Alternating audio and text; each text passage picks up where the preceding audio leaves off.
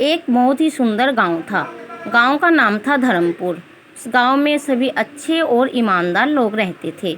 गांव के पास ही एक नदी बहती थी और नदी के पास एक महेश नाम का किसान का घर था।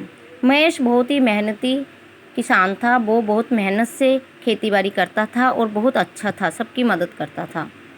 महेश बाबू, राम राम। मेरे बेटे की शादी है और उसमें तुम्हें जरूर आना है। महेश के अच्छे बर्ताव की वजह से उसे सभी लोग अच्छे कामों में बुलाते थे। परंतु उसके घर के सामने विवेक नाम का एक आदमी रहता था। महेश दूसरों का काम करता था, इसलिए विवेक उसे चिढ़ाता था। गांव में सेवा करने के लिए नहीं जाना है? हाँ, जाना तो है, तुम्हें भी आना है। मेरे पास तुम्हारे जैसे बेकार में गांव का सेवा करने का समय नहीं है। दूसरों की मदद करना बेकार थोड़ी ना है। अरे महेश बाबू, मुझे ज्ञान मत दो, तुम तुम्हारा काम करो।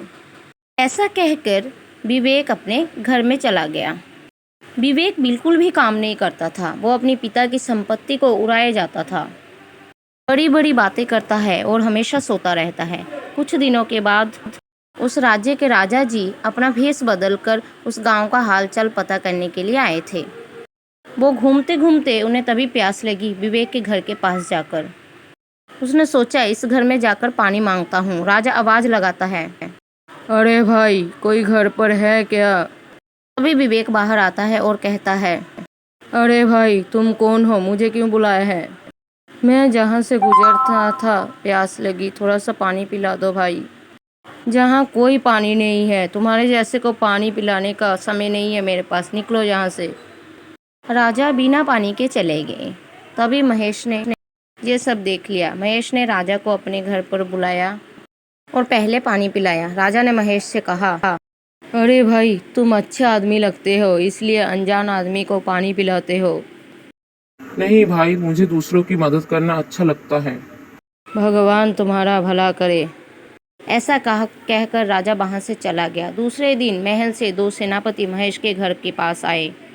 महेश बाबू, आपको राजा ने महल में बुलाया है। महेश बाबू सैनिक के साथ महल में जाता है। ये सब देखकर विवेक को लगा कि शायद राजा महेश को सजा देना चाहते हैं और नाचने लगा। महल में महेश को राजा के सामने खड़ा किया जाता है तो राजा बोला, कल मैं भेष बदल कर तुम्हारे गांव में आया, तभी किसी एक बुरे आदमी ने मुझे पानी नहीं पिलाया, लेकिन तुमने पिलाया। महेश बाबू, तुम बड़े अच्छे आदमी हो, सभी की मदद करते हो, इसलिए मैं तुमसे बहुत खुश हूँ और तुम्हें ये इनाम देना चाहता हूँ।